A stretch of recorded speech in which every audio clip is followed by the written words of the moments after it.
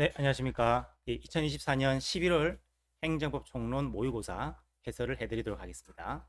이 강의는 문의가 많으시는데 공무원도 들을 수 있고 뭐 소방, 공무원, 행정사 모두 다 공통되는 내용들이니까 객관식 시험을 보시는 분들은 다들 참고하시면 되겠습니다. 자, 1번부터 같이 보시겠습니다. 다음 중 행정처분에 해당하지 않는 것은 1. 병역법상 신체 등위 판정이 있는데 한마디로 이게 등급 결정하는 거죠. 이거는 행정 내부적 행위에 불과합니다. 처분이라고 하면은 국민에 대한 외부적 행위죠. 그러니까 신체 등위 판정은 내부적 행위에 불과하니까 이거는 행정처분에 해당하지 않는다 그 뜻입니다. 그 다음 2번 교통안전공단이 구교통안전공단법에 의거하여 교통안전분담금 납부 의무자에게 한 분담금 납부 통지다. 번역하면 돈 내란 말이죠. 100만 원 다 내는 건 아니고 그죠? 분담해서 50%만 내라 이런 뜻입니다. 그래서 국민에게 의무를 직접 부여하는 거니까 행정처분이 될 수 있죠. 3번 교도소장이 특정 수용자를 접견 내용 녹음, 녹화 및 접견 시 교도관 참여 대상자로 지정한 행위다. 내가 변호사를 만나는데 녹음을 하네. 끼어드네. 그럼 재판받을 권리가 침해될 수도 있죠. 사생활 침해도 가능성이 있고 그래서 이런 것들은 권리 침해하기 때문에 행정처분이 될 수 있다는 뜻입니다. 4번 도지사가 도에서 설치 운영하는 지방의료원을 폐업하겠다는 결정. 이것도 그 의료원에 대한 권리를 다 박탈하는 거기 때문에 행정처분에 해당합니다. 정답은 1번이 되겠습니다. 2번 사인의 공법행위 옳지 않은 것은 1. 공동주택 입주민의 옥외 운동시설인 테니스장을 배드민턴장으로 변경하고 그 변동 사실을 신고하여 관할시장이 그 신고를 수리한 것은 행정처분에 해당하지 않는다. 자, 신고라고 하면 두 가지가 있는데 본래 신고가 있고 수리 신고가 있죠. 근데 테니스장을 배드민턴장으로 바꾼다는 것은 이건 아예 신고할 사항조차도 아닌 겁니다. 그러니까 행정청이 관여할 문제가 아닌 거죠. 그래서 그 신고 수리를 거부한 것은 신고 대상이 아니니까 수리한 것도 행정처분이 아닌 거죠. 2번 행위의 격식화를 특색으로 하는 공법 행위인 영업 재개업 신고에 대해서는 민법 107조는 유추적용될 수가 없다. 맞죠? 공법 행위는 딱딱딱 들어맞는 걸 좋아하는 거거든. 격식화. 그래서 민법 107조는 유추될 수 없습니다. 3번 행정절차법상 신고는 수리를 요하는 신고를 규정한 것으로 본다. 아니죠. 여기 틀렸죠? 본래적 의미의 신고만 뜻합니다. 그래서 우리가 앞 글자 절번 했죠? 절번. 절차법은 본래 신고만 뜻한다. 그러나 기본법은 수리 신고도 있고 본래 신고도 있고 다 있는 것으로 예전에 한번 소방 문제에서 기본법은 수리 신고만 있다는 식으로 나온 건데 그건 어떻게 보면 출제 오류가 될 수 있는 겁니다. 인정되지 않았지만. 그다음 4번 유료 노인 복지주택의 설치 신고를 받은 행정관청은 그 유료 노인 복지주택의 시설 및 운영 기준이 법령에 부합하는지와 설치 신고 당시 부적격자들이 입소하고 있는지 여부를 심사할 수 있다. 맞죠? 왜? 수리 신고니까. 노인 복지라고 하는 것은 국가가 돈을 주기 때문에 이런 것들은 제대로 된 사람이 들어갔는지를 진짜로 검사하는 거죠. 이걸 실질적 심사라고 합니다. 그래서 수리 신고는 실질 심사가 필요하니까 그렇게 보시면 되겠습니다. 자, 3번 행정입법 옳지 않은 것은 1. 법률 종속명령 법률보다 아래 것이죠. 법률의 근거가 없어도 법규선을 갈 수 있다. 가질 수 있다. 맞지? 왜냐하면 종속명령은 두 가지가 있죠. 위임명령, 집행명령. 그래서 위집 그랬죠. 위집 중에서 위임명령은 근거 필요하지만 종속명령은 근거 없어도 법규명령인 거죠. 그 다음 2번 불령에서 명시된 유효기간에 도래하여 소멸한 경우 해당 사건에 한하여 무효가 된다. 아니죠. 이거 오해하시면 안 되죠. 유효기간 도래해서 소멸했다는 것은 실효된 거죠. 그러면 모든 사건에서 그 불령은 다 사라진 겁니다. 그렇기 때문에 자, 요런 거 구별해야 되죠. 갑사건에서 법규명령이 법원에서 위법으로 판명됐다. 그럼 무효가 되죠. 그러나 다른 사건에서는 유효인 겁니다. 그래서 이걸 한정적 효력이다. 당해 사건에 한해서 적용이 배제될 뿐이다라고 하죠. 자, 그런데 공식 절차에 따라서 이게 폐지가 되면 또는 실효가 되면 아예 사라진 거니까 갑사건인가 을사건인가 몽땅 무효가 되는 거죠. 그래서 이번에 나와 있는 것은 실효, 즉 폐지에 가까운 거기 때문에 이거는 해당 사건에 한정하는 게 아니라 모든 사건에서 무효가 됩니다. 그다음 그 사실을 다른 데서 딴소리 못하게 공고하는 경우도 있지만 이 공고는 그렇죠. 법적 구속력은 없습니다. 사실적 구속력만 있다. 3번 대법원 이외의 각급 법원도 구체적 규범 통제 방법으로 법규 명령 조항에 대한 위헌 위법 판단을 할 수 있다. 맞죠? 그래서 원래 각급 법원이 하고 마지막으로 대법원이 할 수 있다. 그런데 그 또 마지막으로 헌재도 할 수 있는가? 이게 또 문제되는 거죠. 그래서 헌재가 할 수 있다 없다가 문제되는 거지. 각급 법원이 하는 것은 원칙입니다. 4번 법률의 위임에 의해서 유효하게 성립된 법규 명령은, 그러니까 법률에 근거가 있고 명령이 있는데 유효인 거죠. 문제 없죠? 이후 법 개정으로 위임의 근거가 없어지게 되면 그때부터 무효가 된다. 맞죠? 그래서 장래효입니다. 소급하는 게 아니라 그때부터 무효가 된다. 거꾸로도 있죠. 이거는 근거 있다가 없는 거지만 근거가 없다가 생기면 무효였다가 그때부터 유효가 됩니다. 4번 복효적 행위 옳지 않은 것은 1. 한정면허를 받은 시외버스 운송사업자가 일반 면허를 받은 시외버스 운송사업자에 대한 사업계획 변경 인가 처분으로 수익 감소가 예상되는 경우에, 즉 경업자 관계죠. 일반 면허 시외버스 운송사업자에 대한 사업계획 변경 인가 처분에 취소를 구할 법률사항이 있다. 맞죠? 버스, 선박, 항공기 같은 것들은 강학상 특허 영역, 즉 독점권 보장이 필요하니까 기존업자가 신규업자에 대해서 소송을 제기할 수가 있습니다. 2번 소송 결과에 따라 권리 또는 이익을 침해받을 제3자는 소송 참가 신청을 할 수 있다. 맞죠? 그래서 이익을 침해받을 제3자, 소송에서는 문제가 없는데 절차법에서만 참가할 수 있는지 없는지가 논란됩니다. 그래서 소송법에서는 크게 문제가 되지는 않는다 그 말입니다. 3번 제3자효 행지행위에 대하여 권리 또는 이익을 침해받은 제3자는 처분이 있었던 날로부터 180일이 경과한 경우에도 취소 심판을 제기할 수 있다. 맞죠? 제3자는 처분에 대한 통지를 받지 못하니까 일정한 기간이 경과하더라도, 즉 제소기간이 경과하더라도 심판을 청구할 수가 있습니다. 그래서 이튿날로부터 180일이 지나도 심판을 제기할 수 있다. 그런데 왜? 통지를 안 했으니까, 몰랐으니까 기간 내에 제기할 수 없는 정당한 사유가 있는 거죠. 근데 어떤 경위로든 처분의 존재를 알았거나 알 수 있었다. 그러면 원래대로 안날로부터 90일 안에 심판을 제기할 수밖에 없는 거죠. 그래서 정리하면 몰랐으면 기간 지나도 봐줘. 알았으면 안 봐줘. 이 말입니다. 그 다음 4번 행정심판법은 처분 등을 취소하는 제기에 의하여 권리 또는 이익 침해를 받은 제3자는 자기에게 책임 없는 사유로 심판에 참가하지 못하여 재결의 결과에 영향을 미칠 공격 방어 방법을 제출하지 못한 때 재심의 청구를 할 수 있다. 틀렸죠? 재심이라고 하는 것은 판결이 다 끝나고 나서 하는 겁니다. 그래서 요건은 책참령 해서 책임 없는, 참가하지 못하여, 판결의 영향, 책참령 할 때 확정된 종국 판결에 대해서 하는 겁니다. 종국 판결이 확정됐다는 것은 3심이 다 끝난 걸 말하는 거죠.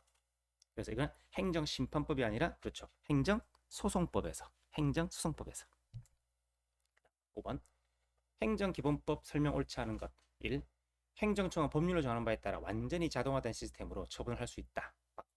이때 AI, 인공지능 기술을 제공한 시스템을 포함한다? 맞죠? 가끔은 제외한다로 나오는 틀린 거고 포함한다가 맞습니다. 그죠? 이번 행정청은 권한 행사 기회가 있음에도 불구하고 장기간 권한을 행사하지 아니하여 국민이 그 권한이 행사되지 아니할 것으로 믿을 만한 정당한 사유가 있는 경우에는 그 권한을 행사해서는 아니 된다. 맞죠? 실권 법리를 말씀드리는 겁니다. 3번 법령을 위반한 행위 후 법령 변경에 의하여 그 행위가 법령을 위반한 행위에 해당하지 아니하는 경우에도 해당 법령에 특별한 규정이 없는 경우 변경 전의 법령을 적용한다. 자, 틀렸죠? 왜?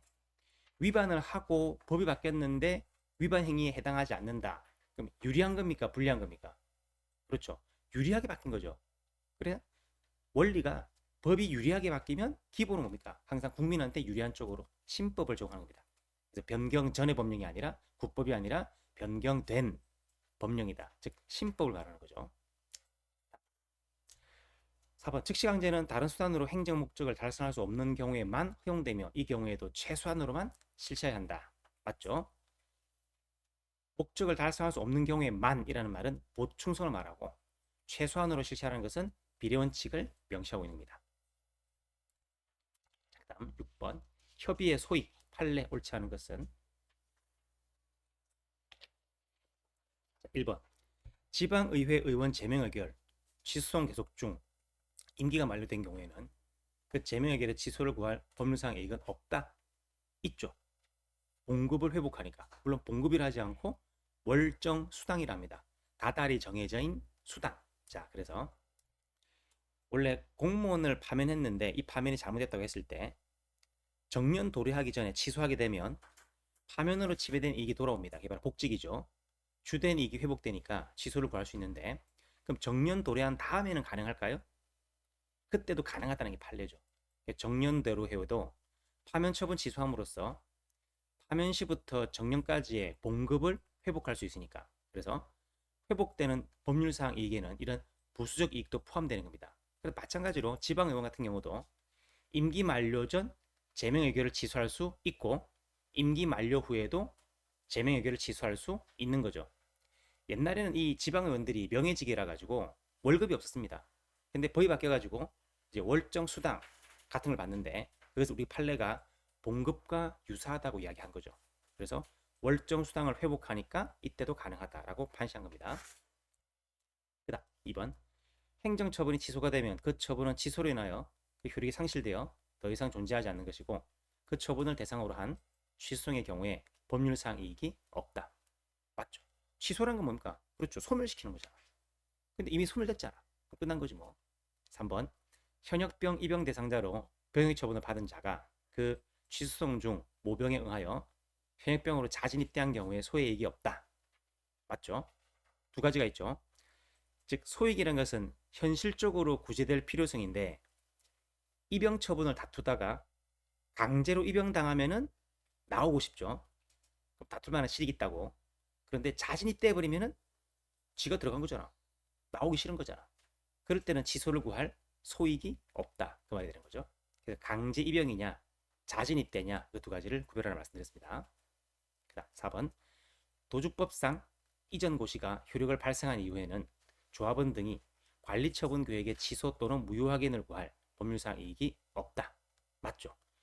이전 고시란 것은 여러 사람의 모든 그 권리들을 갖다가 다 이전시킨 거죠. 등기까지 해가지고 다 했는데 중간에 취소해버리면은 처음부터 다시야. 와 이거 복잡해지거든. 법적인 대혼란이 생깁니다. 그렇기 때문에 이제 와서는 취소를 구하기 늦었다. 정 못하면 손해배상으로 청구하라. 그 뜻입니다. 7번 행정상 법률관계 옳지 않은 것은 1. 세무서장이 당에 확정된 조세채권의 소멸시효 중단을 위하여 납세 의무자를 상대로 제기한 조세채권 존재 확인에서는 당사소송에 해당한다. 맞죠? 보통 그 행정소송은 국민이 국가한테 대해 청구하니까 국가가 국민에게 청구하는 거 이런 것도 마찬가지로 당소냐 논란이 있긴 하지만 어차피 당소라는 것은 공법상 법률관계니까 대등한 당사자 간에 하는 거죠. 그래서 국가가 국민을 상대로 국민이 국가를 상대로 둘 다 당소에 해당한다 이렇게 보는 겁니다. 이번 법무사가 사무원을 채용할 때 소속 지방 법무사회로부터 승인을 받아야 할 의무는 공법상 의무이다. 맞죠? 이게 일반 사인이라고 볼 수는 없고 이 승인 업무를 원래 지방 법원이 갖고 있었는데 그걸 지방 법무사에 위탁한 겁니다. 그래서 공무수탁 사인으로서 그 법률관계는 공법상의 법률관계다 이렇게 보는 거죠. 3번 한국자산관리공사가 한 체납 압류된 재산의 공매 처분에 대한 취소 등의 항고송을 제기함에 있어서 세무서장을 피고로 해야 한다. 틀렸죠? 자, 세무서장이 성업공사한테 공매 권한을 위탁합니다. 그 성업공사가 공무수탁 사인이라고. 그런데 그 위임청, 수임청 있을 때 위임이 있으면 수임청 이름으로 처분하죠. 피고는 수임청을 피고로 하죠. 근데 이 수임청이 행정청이 아니라 공사라고 하는 당사자죠. 권리주체. 공법인을 상대로 할 때는 공법인의 원장이나 사장이 아니라 공법인 자체를 피고로 합니다. 그래서 이 공매처분을 취소하라는 소송은 수임청인, 즉 공법인인 성업공사 자체가 피고합니다. 세무서장이 아니라 성업공사인 거죠. 4번 원래의 행정재산이 공용폐지되어 취득 시효 대상이 된다는 입증 책임은 시효 취득을 주장하는 자에게 있다. 맞죠?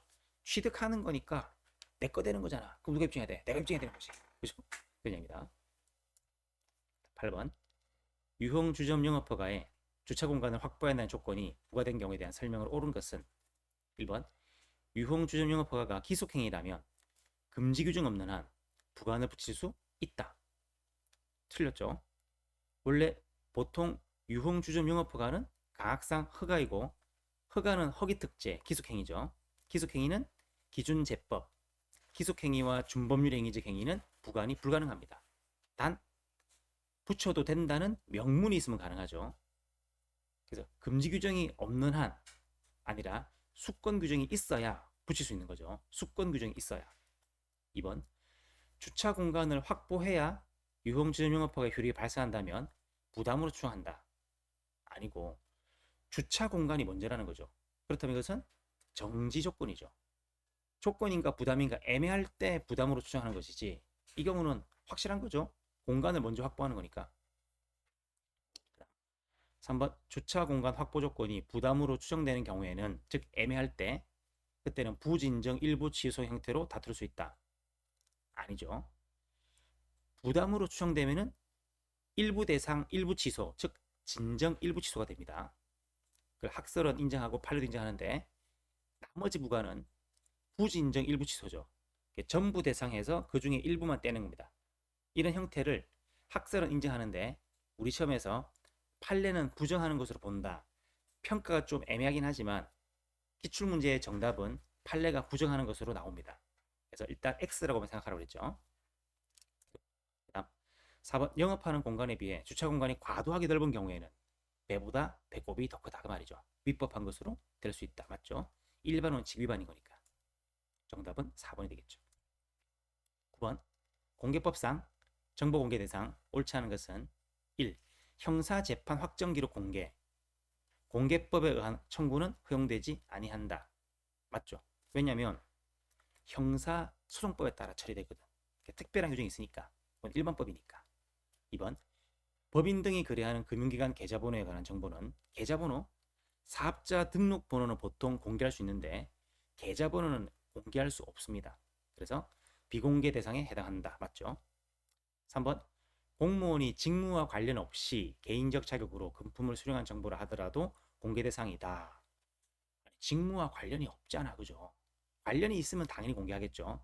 공무원의 성명, 직위뿐만 아니라 관련이 관련이 있는 경우에는 공개해야 되는데 관련이 없다고 했으니까 그때는 공개 대상이 될 수 없다는 겁니다. 4번. 학교 환경 위생구역 내 금지 행위. 여기는 학생들 오는 곳이니까 이런 행위 저런 행위 안 되고, 이런 시설 저런 시설 안 된다 그 말이죠. 근데 해제 결정, 금지되는 건데 해제되는 겁니다. 이게 바로 안 되는 걸 되게 하라, 즉 예외적 허가가 되죠. 거기에 관한 학교환경위생정화위원회 회의록에 기재된 발언 내용에 대한 해당 발언자의 인적 사항이라고 되어 있죠. 인적 사항은 그렇죠, 사생활을 침해하니까 비공개지. 맞죠? 10번. 행정이 하자 옳은 것은 1. 권한 없는 행정기관이 한 당연 무효인 처분을, 자, 갑에게 권한이 있고 을한테 권한이 없습니다. 근데 권한이 없는 자가 A 처분 한 거죠. 갑이 할 것을 을이 한 거야. 그러면 이거 무효죠. 무권한자 행위니까. 그것을 취소할 수 있는 권한은 당의 행정처분을 한 처분청, 즉 을이죠, 속하는 것이 아니라 당의 행정처분을 적법하게 할 수 있는 행정청에게 있다. 즉 갑을 말하는 거죠. 틀렸습니다. 왜냐면 지금 누가 싼똥이야?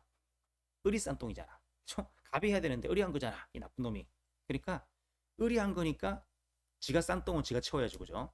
그래서 이 무효인 처분을 취소할 권한은 을한테 있습니다. 그 다음 2번. 취소 판결이 확정된 경우 동일한 사유로 동일한 내용의 처분을 반복하면 반복 금지효 위반이죠. 이미 공정력이 깨진 다음이니까 일단 유효, 취소가 아니라 그렇죠, 무효가 됩니다. 그 다음 3번. 환경 영향 평가를 거쳐야 할 대상 사업에 대하여 그러한 절차를 거쳤으나 그 환경 영향 평가 내용이 다소 부실한 경우에 당의 승인 처분은 위법하고 취소할 수 있다. 이게 특이하다고 그랬죠. 그죠? 뭐냐면 환경평가를 안 거치고 한 처분은 무효입니다. 평가를 거쳤는데 안 거친 거나 다름없을 정도의 중대한 부실이면은 역시 위법하고 무효입니다.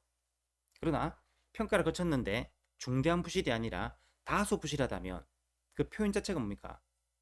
조금 하자가 있다. 이러면 위법하고 취소할 수 있다. 이게 논리적이죠. 근데 우리 판례가 뭐라고 했다? 그렇죠. 위법하지 않다고 한 겁니다.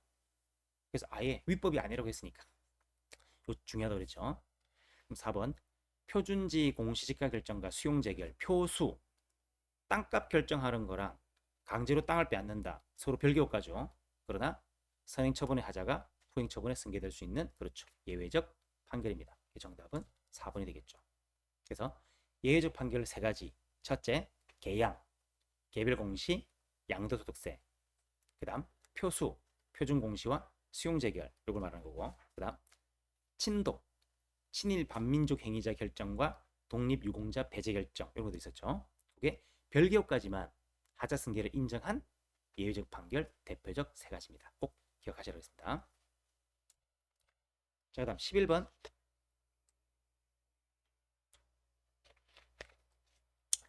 행정심판법상의 행정심판 기간 옳지 않은 것은 1번 대전지방병무청장의 처분에 대해서는, 즉 이게 대전에 있지만 병무, 군대 사무니까 국가기관인 거죠. 이걸 뭐라고 합니까? 국특지라고 했죠. 국가의 특별 지방 행정기관이라 했습니다. 그 처분에 대해서는 대전광역시장에 속한 아니고, 이건 어디로 가죠? 국특지는 국무총리 밑에 있는 국민권익위원회 밑에 있는 중앙행정심판위원회로 갑니다. 옳지 않은 건 1번이 되겠네요. 2번 부산광역시장, 즉 광역단체장 있죠. 특광도 처분에 대해서는 국민권익위원회 두는 중심위가 심리재결한다. 맞죠? 특광도 아래 것들은 특강도에 속한 심판위원회로 갑니다. 그걸 시도위라 하죠. 시도지사에 속한 행정심판위원회. 그럼 3번 서울특별시 동작구청장이니까 서울시 아래 것들이죠. 그 처분은 서울특별시장에 속한 행정심판위원회가 심리재결한다. 맞죠? 4번 국가인권위원회 처분은 그 행정청에 속한 행정심판위원회가 심리재결한다. 이거는 지가 처분하고 지가 재결하는 거죠. 그래서 대국인 했습니다. 대통령 직속기관, 감사원이라든지 국가정보원장이라든지 이런 사람들은 지가 처분하고 지가 재결하고, 그리고 국법 헌중, 국회, 법원, 헌재, 중앙선관위 권력 분립상 지가 하는 거지 일반 행정부가 하는 게 아니죠. 그 다음 4번, 아니 4번이 아니라 인권위원회, 직무의 독립성상 지가 알아서 한다. 그래서 지가 처분하고 지가 재결하는 거, 처분행정청에 속하는 행정심판위원회, 줄여서 처분위 했죠. 대국인, 대통령, 국회 등 인권위, 요거는 지가 처분하고 지가 재결합니다. 반드시 암기하셔야 됩니다. 자, 12번 집행정지 옳지 않은 것은 1. 산업기능요원 편입 취소 처분에 대한 집행정지로서는 후속 절차의 속행정지만 가능하고 그 처분 자체에 대한 효력정지는 허용되지가 않는다. 맞죠? 효력정지는 행정처분을 가장 심하게 침해하는 거기 때문에 제일 마지막 방법을 합니다. 우리가 효보 있죠? 효력정지의 보충성, 집속 세 가지가 있죠. 효력정지, 집행정지, 속행정지 중에서 효력정지가 제일 마지막 방법입니다. 2번 행정처분의 집행을 정지하기 위해서는 위법한 행정처분이 존재해야 된다. 아니죠. 처분이 위법인지 아닌지는 판결 제일 마지막에 나오는 거지. 집행정지는 소송 중간에 나오는 것이고.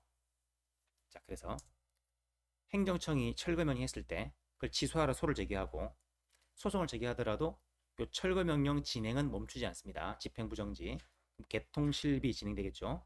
그때 소송 중간에 실행해버리면 허탈한 것이고 원상회복이 안 되는 거니까 그걸 막기 위해서 뭐 한다? 집행정지를 신청하게 되는 거죠. 그때 이 집행정지에서 요건이 6가지죠. 처, 개, 회, 긴, 공, 이 중에서 개, 본안 소송이 계속돼야 되니까 요 소송 자체가 적법해야 됩니다. 그 말은 소송 요건을 갖출 것, 원, 대, 협 같은 요건들이죠.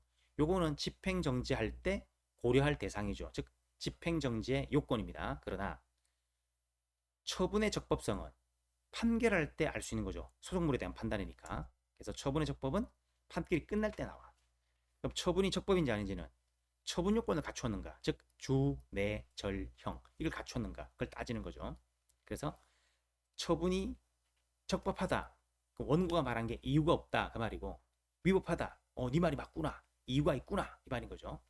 그래서 처분의 이유, 본안 청구의 이유, 요거는 제일 마지막 문제고, 본안 청구의 적법성, 그러면 제일 앞에 걸 이야기합니다.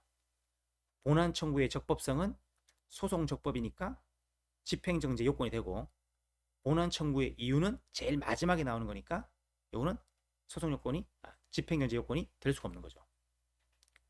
그 다음 3번, 집행정지 결정이 확정된 후 집행정지가 공공복리에 중대한 영향을 미치거나 그 정지 사유가 없어진 때에는 당사자의 신청 또는 직권에 의하여 결정으로서 집행정지 결정을 취소할 수 있다. 맞죠? 정지 결정의 취소는 확정된 이후에 발생한 사유라 됩니다. 4번, 상고심 계속 중에 안양교도소로부터 진주교도소로 이송되는 것은 회복하기 어려운 손해 발생 우려가 있다. 맞죠? 재판을 제대로 진행 못하니까. 그 다음 13번, 행정소송 옳은 것은 1번, 소송법상 취소소송은 당사자를 피고라는 경우는 규정이 없다. 있죠? 취소소송은 행정청을 피고로 하지만 행정청이 없게 된 때, 즉 행정청이 폐지가 된 경우는 국가 또는 공공단체라고 하는 권리 주체를, 당사자를 피고로 한다고 명시가 되어 있습니다. 그래서 행소법에 명시된 피고 적격은 두 가지가 있다고 했죠. 승, 패. 권한이 승계된 경우와 행정청이 폐지가 된 경우, 두 가지는 명시가 되어 있습니다. 그래서 행정청이 폐지가 된 경우는 당사자를 피고로 한다라고 명시가 되어 있죠.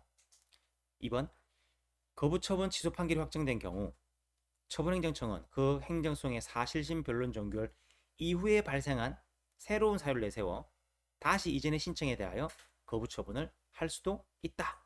맞죠? 동일한 처분을 할 수 있는가 없는가는 기속력의 문제죠. 행정청을 구속하는 그 기속력은 처분시를 기준으로 해서 처분시 이후에 발생한 사유는 다른 사유이기 때문에 다른 사유로 동일한 처분은 가능하다 이 말이 되죠. 3번, 그래서 옳은 것은 2번이겠네요. 3번, 행소법은 당소에 원고 적격, 피고 적격 명시하고 있다. 틀렸죠. 원고 적격이 없어. 그래서 뭘 뺏긴다? 민소를 뺏기는 것이. 민소를 뺏기니까 권리 보호에 이익이 있는 자라고 되는 거죠. 피고 적격은 당사자라고 명시가 되어 있습니다. 4번, 개발부담금 부과처분에 대한 취소에서 당사자가 제출한 자료에 의하여 정당한 금액을 산출할 수 없다. 그럼 법원은 증거조사를 통하여 정당한 부과금액을 산출하여야 한다. 판사님들은 그렇게 친절하지가 못해. 불고 불리의 원칙이니까 고하지 않으면 심리하지를 않아. 뭐하러 심리해줘, 바쁜데. 그래서 제출한 자료만으로 판단이 안 되면 쌩 깐다니까. 그래서 법원은 알아서 증거조사를 할 필요가 없습니다. 자, 14번, 재량행위 옳지 않은 것은 조합이 사업 시행 계획을 재건축 결의에서 결정된 내용과 달리 작성한 경우에, 즉 사업 시행 계획이 기본 행위죠. 그게 결의와 다르니까 기본 행위에 하자가 있는 겁니다. 그때는 인가 처분에 대하여 실소송을 제기한다. 틀렸죠, 그죠? 자, 사업 시행 계획 기본 행위에 하자가 있으면 인가에 대한 소송을 제기하는 게 아니라, 그렇죠, 기본 행위 자체에 대한 소송을 제기하는 거지. 요건 너무 잘못된 거니까 요걸 다투어야 되는 거지. 그래서 이걸 어떻게 다툴 것인가는 공법 행위가 될 수도 있고 사법 행위가 될 수도 있으니까 뭐 행소든 미소도 하겠지만 이것 때문에 바로 인가를 다투는 것은 있을 수 없는 겁니다. 기본 행위부터 먼저 해결하고 와라 그 말입니다. 2번, 야생동식물보호법상 곰의 웅지를 추출하여 비누, 화장품 등의 재료를 사용할 목적으로 곰의 용도를 사육곰에서 식가공품 및 약용 재료로 변경하겠다는 내용의 국제적 멸종 위기종의 용도 변경 승인이다. 즉 기르는 곰이 아니라 먹을 수 있는 곰으로 바꾼다는 거죠. 멸종위기잖아. 함부로 하면 안 되는 거지. 한정된 자원이니까 과학상 특허 이렇게 되겠죠. 결국은 재량입니다. 허기특재, 과학상 특허니까 재량이다. 3번, 귀하 신청인이 구 국적법 5조 각호에서 정한 귀하 요건을 갖추지 못한 경우에 법무부 장관이 귀하 허부에 관한 재량권을 행사할 여지 없이 귀하 불허 처분을 하여야 한다. 맞죠? 요건을 갖추면 허가할 수 있다니까. 갖췄을 때 재량권 행사하는 거지. 갖추지 못하면 아예 안 되는 거죠. 마찬가지 4번. 도로관리청은 점용료의 감면 여부에 관한 재량권을 가지고 있어도 그 말은 감면할 수 있다. 언제? 감면 사유에 해당하면 그 말인 거죠. 감면 사유로 규정된 것 이외의 사유를 들어 점용료를 감면할 수는 없다. 맞죠? 감면 사유에 해당하면 감면할 수도 있고 안 할 수도 있는 거지만 아예 감면 사유가 아니면 감면할 수가 없는 거지. 재량권의 행사 여지가 없는 거지. 이렇게 보시라 했습니다. 15번. 행정의 내용 옳지 않은 것은 1. 위법행위 결과가 더 이상 존재하지 않은 경우에는 시정명령 할 수 없다. 맞죠? 기초 사실이 없어. 2번. 건축 중인 건물의 소유자와 건축 허가의 건축주가 반드시 일치해야 한다? 틀렸죠. 건축주라는 것은 허가를 받아서 건축을 할 수 있는 사람이고 그 사람이 반드시 소유권이라고 하는 사법상 권리를 가지는 것은 아니기 때문에 이건 반드시 일치하는 게 아닙니다. 3번. 산림 형질 변경 허가. 우리나라는 좁죠. 산림을 함부로 건드리면 안 돼. 그래서 형질 변경 허가는 강학상 특허죠. 재량행위죠. 법 밖의 사유로 거부할 수 있다죠. 그래서 법령상의 금지 또는 제한 지역에 해당하지 않음에도 불구하고 국토 및 자연 유지와 상수원 수질과 같은 환경의 보존 등을 위한 중대한 공익상의 필요를 이유로 그 허가를 거부할 수 있다. 즉 법에 없는 중대한 공익을 이유로 거부할 수 있다. 맞죠? 4번. 복합민원에 있어서, 자, 복합민원이란 하나의 민원을 해결하기 위해서 여러 행정기관이 협조해야 되는 겁니다. 그래서 필요한 인허가를 일괄하여 신청하지 아니하고 그중 어느 하나의 인허가만 신청한 경우에 근거법령이 아닌 다른 관계법령을 고려하여 그 인허가 여부를 결정할 수 있다? 맞죠? 즉 절차는 간편하게 하는 거지만 복합민원이라 하더라도 A법 요건과 B법 요건을 모두 갖춰야만 할 수 있기 때문에 다른 법이 정한 요건을 결여함으로써 이것을 거부할 수도 있는 겁니다. 그 다음 16번 행정계획. 자, 1번. 도시관리계획 결정 고시와 그 도면에 특정 토지가 도시관리계획에 포함되지 않았음이 명백한데도 도시관리계획을 집행하기 위한 후속계획이나 처분에서 그 토지가 도시관리계획에 포함된 것처럼 표시되어 있는 경우 이는 무효사유에 해당한다. 그렇죠. 이미 다 명백한데도 불구하고 표시된 것처럼 했으니까 이거는 뭐 사기치는 거죠 완전히. 그래서 하자가 명백하다. 무효라고 보는 거죠. 2번.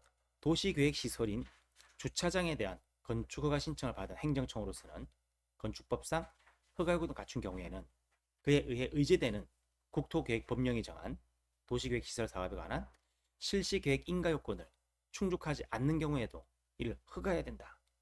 아니죠. 방금 말한 것처럼 의제된다는 것은 한마디로 복합민원인 거죠.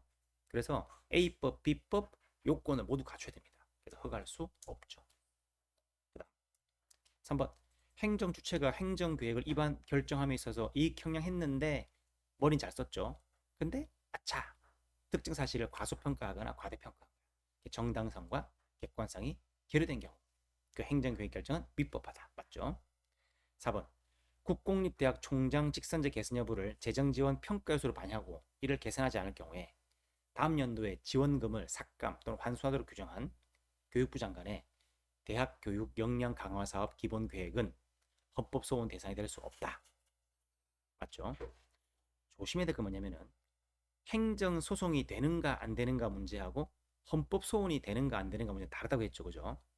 그래서 우리가 보통 기본 계획, 계획의 기본, 종합 이런 말 들어가면은 행정 소송의 대상이 될 수가 없죠. 헌법 소원 대상은 될 수도 있지만 이거는 기본 계획이라서 추상적인 내용에 불과한 거죠. 그래서 소송의 대상인 처분성도 없고 헌법 소원 대상인 공권력에 해당하지도 않는 겁니다. 암기상을 했습니다. 이건 17번. 손실보상 옳은 것은 1. 공유수면 매립으로 인해서 위탁 판매 수수료 수입을 상실한 것은 특별한 희생에 해당하지 않는다. 아니고 수산업협동조합이 요 수수료 수입을 독점하고 있었는데 바다가 메꿔지면서 수산업이 쫄딱 망했으니까 뭐 특별한 희생에 해당하는 겁니다. 2번 공익사업법상 사업시행자와 토지 소유자의 협의 취득에 대한 분쟁은 행정법원 관할에 속하지 않는다. 맞죠? 땅을 빼앗을 때 협의로 취득하는 게 있고 그 다음 안 되면 수용으로 강제로 취득하는 거죠. 근데 협의 취득은 우리 판례가 사법상 계약이라고 하기 때문에 행정법원 관할에 속하지 않고 민사소송으로 해결하게 됩니다. 3번 농지개량사업 시행지역 내의 토지 등 소유자가 토지 사용에 관한 승낙을 한 경우 그에 대한 정당한 보상을 받지 않았더라도 농지개량사업 시행자는 토지 소유자 및 그 승계인에 대하여 보상할 의무가 없다. 날강도죠. 뭐냐면 내 땅을 쓰라고 한 거지, 써도 좋다고 한 거지, 공짜로 쓰란 말 아니었잖아. 돈 내면 쓰게 해줄게 그 말인 거지.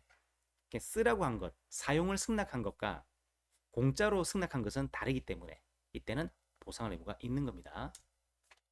4번 토지 소유자가 제기하는 행정소송이 보상금의 증감에 관한 소송이다. 그때 토지수용위원회를 피고를 한다. 틀렸죠? 자, 증감이라는 것은 돈 달라는 거니까 돈에 대한 권리를 주는 거죠. 그러면 권리를 가진 자, 당사자를 피고를 하는 것이. 그래서 토지 소유자와 사업시행자가 협의에 의해서 보상금을 결정할 텐데 성립하지 않으면 토지수용위원회라고 하는 행정청에 신청해서 강제로 땅을 빼앗죠. 이 수용재결은 수용하겠다, 보상금을 얼마로 하겠다, 그런 내용이 있다고요. 그때 수용 결정은 불만이 없는데 이 보상 금액만 불만이 있는 거지. 그때는 행정청 상대로 항고 소송을 제기하는 게 아니라 한쪽 당사자를 상대로 돈 달라는 소송을 제기하는 겁니다. 돈 달라고 하는 것은 당소죠. 근데 보상금 결정한 것은 수용 재결이라는 처분이거든요. 그럼 뭐다? 껍데기는 당소인데 실질적으로는 처분 다투는 항고소송이야. 이럴 때 사람이 정말 당황스럽지. 당항, 껍데기 당, 알맹이 항. 이런 당소를 뭐라 한다? 그렇죠. 껍데기만 당소다. 외형만 당소다. 그래서 형식적 당사자 소송이랍니다. 그러니까 당사자 소송이니까 당사자를 피고를 하는 거지. 18번 행정절차법 내용 옳은 것은 제가 앞으로 유튜브에다가 이 중요한 조문들, 절차법이라든지 질서법이라든지 여러 가지 조문들을 녹화해서 올릴 테니까 잘 참고하셔가지고 보시기 바랍니다. 자, 1번 당사자 등은 인신법이죠. 인신법, 인허가 취소, 신분 박탈, 법인 설립허가 취소, 다 취소, 박탈, 취소, 영구적인 거지. 정지가 없죠? 그 중요하다고 말씀드렸고, 그때 의견 제출 기한 내에 청문회 실시를 신청할 수 있다? 신청이 아니라, 과거에는 신청 사유가 맞는데 지금 이 신청이라는 걸 빼버리고 인신법 취소할 때는 당연히 청문을 하는 것으로 바뀌었죠. 그래서 절차법에서 행정청이 처분할 때 다음 각호 어느 하나에 해당하면 청문을 한다라고 돼 있죠. 과거에는 청문을 신청할 수 있다 했는데 이제는 신청 사유를 빼버리고 당연히 하는 것으로 바꿨습니다. 자, 그래서 1호, 2호, 3호 중에서 3호, 즉 개필인 그랬죠. 다른 법에서 청문을 하도록 규정하고 있다. 즉 개별법에서 실시를 규정하고 있는 것이고, 2호 행정청이 필요하다 인정한다. 이걸 직권으로. 3호 다음 강목의 처분을 할 때 신청할 수 있는 경우였는데 그걸 뺐다고. 죄송합니다. 아까 위에 청문을 한다 해서 바뀐 게 아니라 이 3호에 대해서 강목의 처분을 하는 경우에 신청할 수 있다 이거였는데 그 말을 삭제했다고. 위에 게 아니고 죄송합니다. 위에 게 아니고 밑에 걸 삭제했다고. 그래서 어떤 경우냐? 요거 인신법 요 세 가지. 과거에는 신청 사유였으나 지금은 당연히 하는 것으로 바뀌었다. 그걸 꼭 기억하시면 되겠습니다. 이번 행정청과 당사자 사이에 행정절차법상 규정된 청문 절차를 배제하는 내용에 협약이 체결됐다 하더라도 청문을 실시하지 않아도 되는 예외적 경우에 해당하지 않는다. 즉 예외가 아니다, 아니지, 아니다. 그럼 아니지, 아니는 건 되는 거죠. 그랬죠? 이중부정은 강한 긍정이다. 청문을 해야 된다 그 말인 거죠. 맞죠? 즉 청문은 국민의 권익을 보장해 주는 건데 그걸 배제하는 것은 국민한테 안 좋은 거죠. 그래서 법률에서는 예외 사유를 한정적으로 규정하고 있는데 협약을 통해서 함부로 만들어버리면 국민의 권리가 많이 침해되는 거라고. 그래서 이 협약은 효과가 없다 그 뜻입니다. 그렇기 때문에 청문을 해야 된다. 즉 예외가 아니다 이렇게 된 거죠. 옳은 것은 2번이 되겠습니다. 3번. 공청회 주재자, 진행자죠. 행정청이 소속 직원 또는 대통령령으로 정하는 자격을 가진 사람 중에서 선정하는 사람이 주재한다는 점에서 공정성에 문제가 있다는 지적을 받고 있다. 아니고 공청회의 문제가 아니라 그렇죠. 청문의 문제죠. 청문은 직자선 그랬죠. 직원, 자격자 중에서 선정한다. 그리고 복수도 가능하고 공청회는 전경 그랬죠. 전문 지식이 있거나 그 분야에 종사한 경험이 있는 사람. 근데 추가된 것이 청문의 경우에는 자격자 중에서 이런 말이 있는데 공청회는 자격 요건이 없었습니다. 그러다가 얼마 전에 한 몇 년 전에 신설됐죠. 그래서 전문 지식이 있거나 그 분야에 종사한 경험이 있는데 그만으로 부족하고 대통령령으로 정하는 자격자 중에서 선정하는 겁니다. 그래서 소속 직원이 진행자가 됨으로써 공정성에 저해를 받는 것은 청문의 경우다라고 합니다. 4번. 행정청은 청문을 개최할 때 개최 10일 전까지 일심의 장소 등의 사항을 당사자 등에게 통지하고 공고하여야 한다. 공공 그랬죠? 꽁꽁 꽁꽁꽁꽁 공청회만 공고. 청문은 당사자와 이해관계만 들어갑니다. 신문에 발표할 필요가 없어. 돈 아깝게. 청문은 10일 전에 통지하고 상대방과 이해관계 두 사람밖에 없으니까 개별 통지하면 되죠. 그러나 공청회는 공개된 청문이니까 일반 국민 다 들어오는 거라고. 이렇게 좀 더 길게 통지하는 거죠. 14일 전에. 그리고 뭐도 필요하다. 일반 국민한테 하는 거니까 신문에 광고하는 거, 공고가 필요한 겁니다. 아직 한 번도 안 나온 거지만 공청회는 공고가 필요하고 청문은 공고가 필요 없다. 꼭 기억하시기 바랍니다. 19번. 실효성 확보 옳지 않은 것은 1. 타인이 대신하여 행할 수 있는 행위가 조례에 의하여 직접 명령된 경우에도 행정대집행의 대상이 될 수 있다. 맞죠? 법률이건 조례건 의무가 부여됐는데 어떤 의무? 대작, 대체적 자교의무. 그때 될 수 있죠. 2번. 행정대집행 방법으로 건물 철거 의무 이행을 실현할 수 있는 경우에 철거 의무자인 건물 점유자의 퇴거 의무를 실현하려면 퇴거를 명하는 별도의 집행권한이 필요하다. 아니죠. 왜냐하면 철거 의무자가 건물의 점유자다. 건물을 점유하고 있는데 건물을 철거하려면 뭐 해야 됩니까? 당연히 거기 살면서 천장을 부셔버리면 자기가 깔려 죽는 거죠. 당연히 뭡니까? 나와서 부셔야지. 그러니까 퇴거를 명하는 별도의 권한이 없고 상식적으로 철거하려면 나와야지 당연히. 별도로 재판을 받을 필요는 없다는 뜻입니다. 3번. 관계법령에 위반하여 장례식장 영업을 하고 있는 자에게 부과된 장례식장 사용 중지 의무는 하지마 부작의무죠. 대집행이 대상될 수 없다. 맞죠? 4번.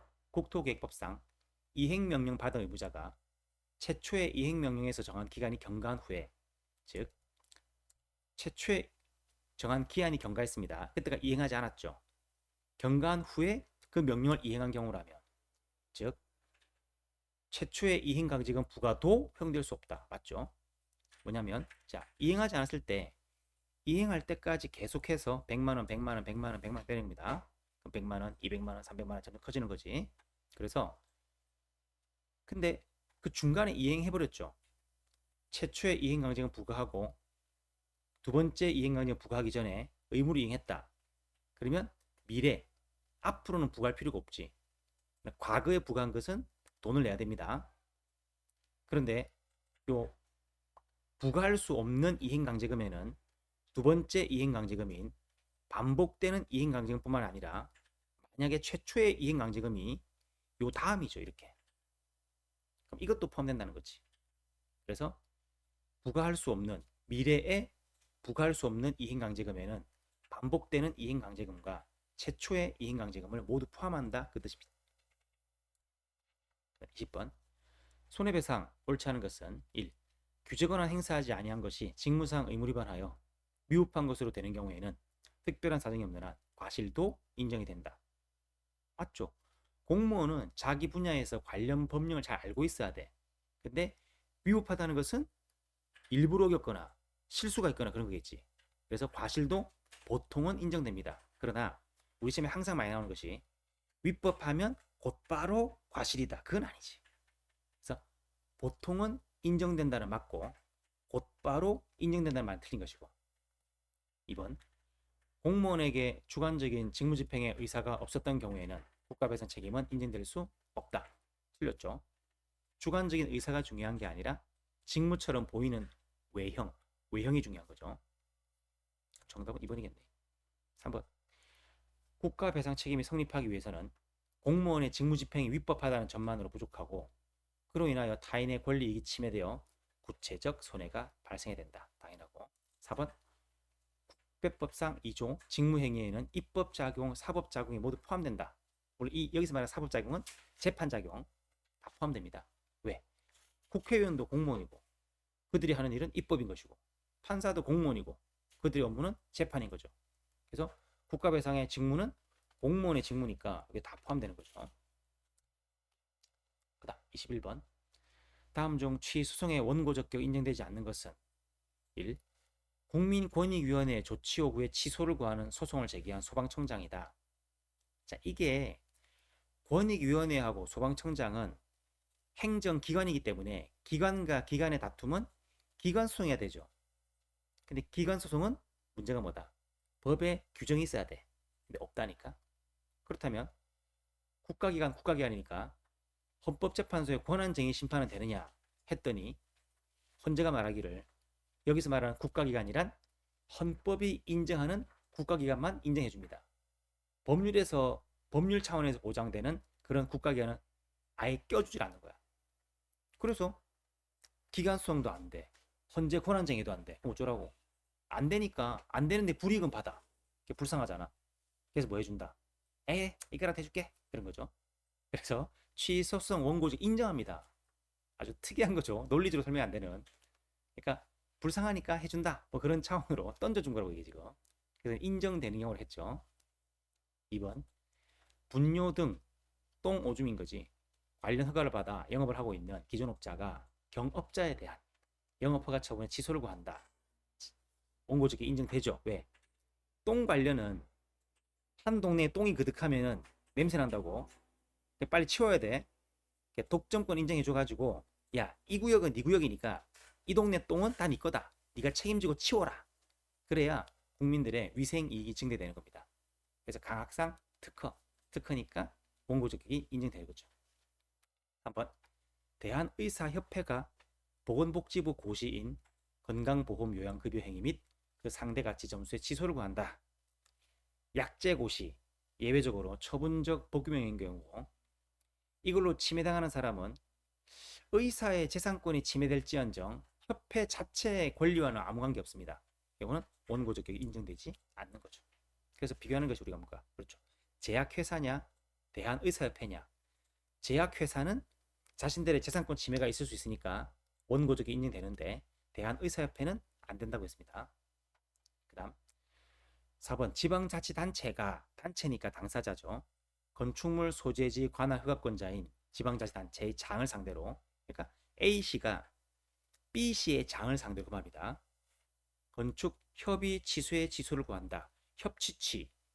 이 건축 협의라는 게 일반 국민들한테 건축 허가를 내주는 거랑 비슷한 거죠.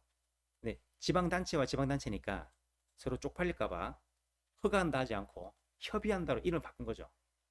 건축 협의란 건축 허가와 같은 말이라 보라고 했죠. 그래서 건축 협의 취소의 취소란 허치취, 허가의 취소의 취소죠. 그럼 취소의 취소는 아니지 아니한 거니까 허가로 돌아가는 겁니다. 이때 지방단체도 건축할 수 있는 권리가 생겨야 되니까 회복될 수 있으니까 원고적격이 인정되는 겁니다. 그다음 22번 행정법 일반 원칙. 옳지 않은 것은 1. 국민연금법이 정한 수급 요건을 갖추지 못하였음에도 연금 지급 결정이 이루어졌다. 근데 연금 지급 결정을 취소하는 처분이 적법한 경우 그에 기한 환수 처분은 당연히 적법하다. 당연적법이 아니라 자 이렇게 되죠. 돈 준다 지급 결정, 안 준다 취소 처분. 주는 게 잘못됐으니까 돈을 돌려받는다 환수 처분. 그렇다면 취소한 게 적법이면은 당연히 돌려받는 거 아니냐? 당연한 건 아니고 취소 처분할 때랑 환수 처분할 때랑 비교 형량할 공익과 사익이 달라지는 겁니다. 그래서 환수 처분이 반드시 적법은 아니고 위법할 수도 있는 겁니다. 옳지 않은 것은 1번이 되겠고, 2번 신뢰본칙은 제3자의 정당한 이익을 희생시키는 경우에는 적용되지 않을 수 있다. 맞죠? 신뢰보호란 사익보호니까 반대말은 공익이죠. 공익이 더 크면 신뢰보호가 안 되는 거지. 그 공익에 포함되는 것이 제3자의 정당한 이익도 공익과 비슷한 유형인 거죠. 그래서 공익 또는 제3자의 정당한 이익을 해친다면 신뢰보호는 안 된다고 되어 있습니다. 3번 지방의회 감사 또는 조사를 위하여 출석 요구를 받은 증인이 출석하지 않을 경우 증인의 사회적 지위에 따라 과태료 액수에 차등을 두는 것을 내용을 하는 조례안은 헌법에 규정된 평등원칙에 위반된다. 맞죠? 그래서 평등원칙에 위반되는 거죠. 그래서 사회적 지위에 따라 과태료 액수에 차등을 두는 것은 이것은 우리가 용서될 수 없다. 그랬습니다. 4번 학습지 채택료 수수하고 담당 경찰관에게 수사 무바일 전달하려고 한 비위를 저지른 사립중학교 교사들 중 잘못을 시인한 교사들은 정직 또는 감봉에, 시인하지 아니한 교사들은 파면에 처한 것이 그 직무의 특성에 비추어 재량권의 범위를 일탈남용한 것이 아니다. 적법하다. 맞죠? 잘못을 인정한 사람은 좀 봐주고 끝까지 인정하지 않는 사람은 용서가 안 되는 거죠. 계속 거짓말하고 속이고 이런 것들은 용서가 안 됩니다. 그래서 잘못을 시인했다는 말 우리가 그렇죠. 개전의 정, 마음을 바꿨다 이렇게 했죠, 그죠?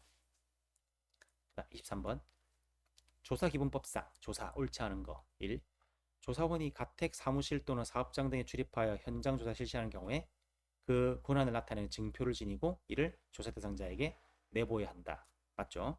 2번 행정기관은 조사 대상자가 자발적 협조하는 경우에는 별도의 법적 근거 없이 실시할 수 있다. 맞죠? 법적 근거 있어야 하는 게 원칙인데 네모는 근거 없이도 가능하다. 그 네모가 뭐냐? 자발적인 협조에 따른 조사였습니다. 3번 행정기관의 장은 법령 등의 특별한 규정이 있는 경우를 제외하고는 행정조사의 결과를 확정한 날부터 10일 이내 그 결과를 대상자에게 통지해야 한다. 확정되고 나서 통지하는 거니까 사후통지죠. 이 사후통지는 10일이 아니라 7일.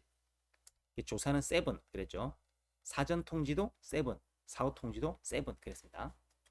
4번 행정기관의 장은 당의 행정기관 내의 2 이상의 부서가 동일하거나 유사한 업무 분야에 대하여 동일한 조사 대상자에게 행정조사를 실시하는 경우에는 공동조사를 하여야 한다. 맞죠? 공동조사는 해야 됩니다. 중복조사는 하지 말아야 합니다. 이게 기본이죠. 그죠? 24번 행정법 효력 옳지 않은 것은 지방자치단체장의 규칙은 특별한 규정이 없으면 공포한 날로부터 20일이 지나면 효력을 발생한다. 맞죠? 법령은 20일, 처분은 공고하면 14일 구별하시면 됩니다. 2번 행정법령이 공포한 날부터 일정한 기간이 경과한 후에 시행되는 경우 공포한 날을 첫날에 산입한다. 아니죠.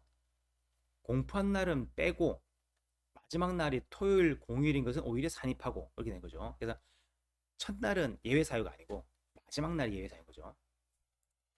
차량은 2번. 3번 한약사 국가시험 응시 자격을 97년 3월에 필수 한약 관련 과목과 학점을 이수하고 대학을 졸업한 자에서 한약 학과를 졸업한 자로 변경하면서 1997학년도에 대학 입학하여 변경 당시 재학 중인 자에게는 개정된 규정, 신법을 적용하는 것은 평등원칙에 위반된다. 맞죠? 자, 96학번, 97학번, 98학번 있는데 97년 3월에 개정됐습니다. 그 이전에는 학점만 이수하면 되는데 그 이후에는 학과를 졸업해야 돼. 한약학과를. 근데 문제가 뭐냐? 96학번, 97학번은 이미 학교에 들어와 있죠. 98학번 아직 안 들어왔다고. 98학번은 신법대로 하면 되지. 그러나 96학번이건 97학번이건 이미 학교에 들어와 있는데 2학년은 봐주고 1학년은 학과를 졸업해야 된다고 그러면 아예 과를 바꿔야 되는 거죠. 자퇴하고. 이게 문제가 된다는 것이. 그래서 97학번한테 요 신법을 적용하게 하는 것은 위반됩니다. 신법을 적용하면 안 되는 거죠. 4번 개인의 신뢰보호 요청에 우선하는 심히 중대한 공익상의 사유가 소급입법을 정당화하는 경우에는 예외적으로 진정 소급이 허용된다. 맞죠? 5.18 특별법 사건하고 친일 반민족 행위자 같은 경우죠. 15번 행정소송에 대한 설명을 옳지 않은 것은 1. 부작위 위법 확인 소송에 대해서는 취소소송의 제소기간 규정을 준용하고 있다. 맞죠? 이 준용한다는 건 뭡니까? 성질상 변형해서 적용이 가능한 거죠. 그래서 부작위는 처분이 없으니까 심판을 거쳐가지고 심판 재결이 나오면 기산점이 생기죠. 그때만 적용될 수 있는 거죠. 심판을 거친 경우에 한해서 적용될 수 있다. 2번 제3자에 대한 재임 청구는 확정 판결이 있으면 안날로부터 90일, 판결이 확정된 날부터 1년 아니고 재심 청구는 안날로부터 30일이고 확정된 날로부터 1년이죠.